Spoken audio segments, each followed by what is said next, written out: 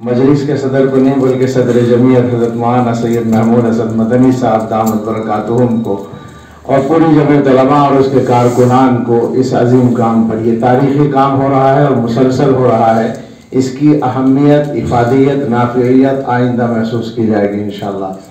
हज़रत मुजाहिद मिल्लत रहमतुल्लाह अलैह के इस सेमिनार की, इस नशिस्त के सिलसिले में जो हुस्न इंतखाब की ज़िद अमल में आई, उसमें एक मुनासबत ये थी कि हज़रत के वतन से मेरा वतन उसके ताबे ही समझा जाता है, सहसपुर सेवारा के बगैर उसका तारुफ भी नहीं होता।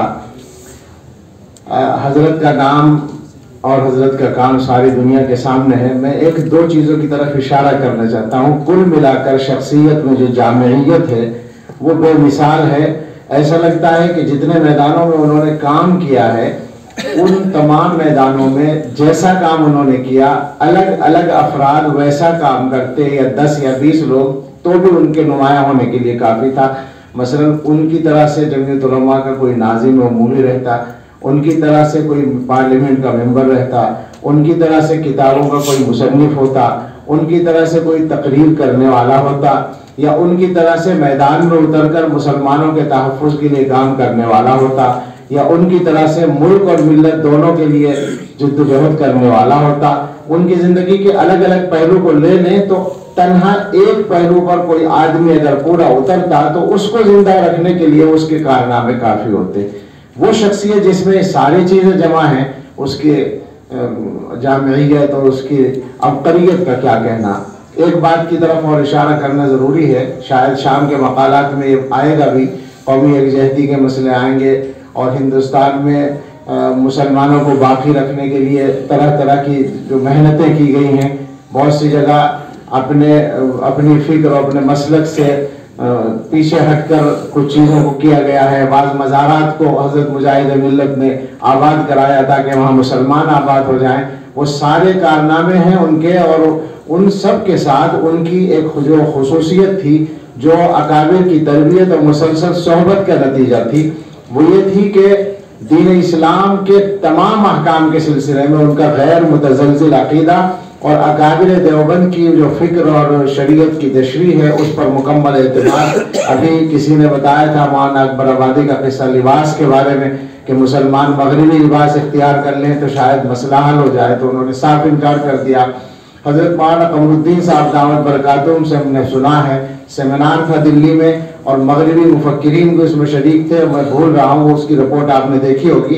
एक मगरिबी मुफक्किर ने तजवीज़ पेश की कि मुसलमान उलमा को नमाजों के औकात पर नज़रसानी करनी चाहिए, इसलिए कि मौजूदा ज़माने के तिजारती और दूसरे जो हंगामे हैं उनसे जोड़ नहीं है नमाजों के औकात का।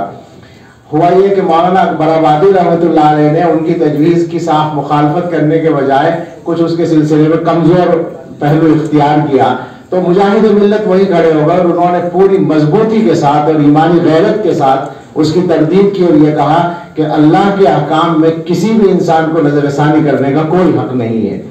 तो वो अजीब शख्स, मौलाना ने ये भी सुनाया कि मदरसा अमीनिया में ख़त्म बुखारी कराने जाना था, वुज़ू किया, आधा पौन घंटा मुताला किया, जाके ख़त्म बुखारी की तकरीर की और ऐसा लगा जैसे मुस्तकिल पढ़ाने ही का काम करते हैं, हदीस पढ़ाने का।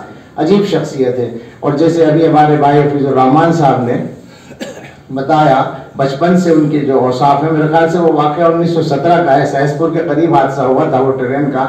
हज़रत की उम्र 17 साल थी उस वक्त और जवानी ही की बात है। मैंने सुना हकीम नन्नू मियाँ साहब रहमतुल्लाह अलैह, हज़रत गंगोई रहमतुल्लाह अलैह के पोते, वो जब दारुल में आए पढ़ने के लिए तो हज़रत मौलाना हबीबुर रहमान उस्मानी रहमतुल्लाह अलैह ने उनके असबाक का खुसूसी नज़्म किया।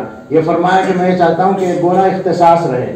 तो उसमें हज़रत हकीम नन्नू मियाँ ने हज़रत मुजाहिद मिल्लत से शरीयत आमिल पढ़ी। उस वक्त मोइन मुदर्रिस थे, तो छत्ता मस्जिद में पढ़ाते थे। हकीम साहब फरमाते थे कि मैं बेरिश था, खूबसूरत था, तो कभी मेरी तरफ निगाह उठाकर नहीं देखते थे, पूरा सबक सर झुकाकर पढ़ाते थे।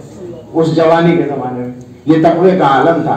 तो वो अजीब व गरीब शख्सियत है और उसके बारे में जाहिर है कि एक नशिस्त या एक सेमिनार भी काफ़ी नहीं है, बल्कि ये समझा जाए कि ये काम का आगाज़ है। और हज़रत मौलाना मदनी साहब दामत बरकातुहुम से तो हम ये भी दरख्वास्त करेंगे कि मुजाहिद मिल्लत जैसी शख्सियात, जैसे कि कुछ इशारे आए भी हैं, उनके बनने में उनके बनाने वालों का भी कुछ ना कुछ दखल होता है।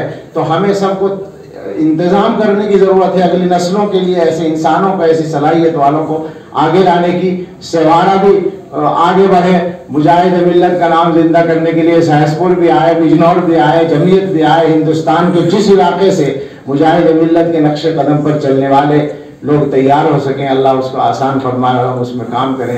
آمین۔ وآخر دعوانا ان الحمدللہ رب العالمین۔ میرا خیال ہے ختم مجلس کی دعا پڑھ لیں۔ سبحان اللہ وبحمدہ، سبحانک اللہم وبحمدک، نشہد ان لا الہ الا انت، نستغفرک ونتوب الیک۔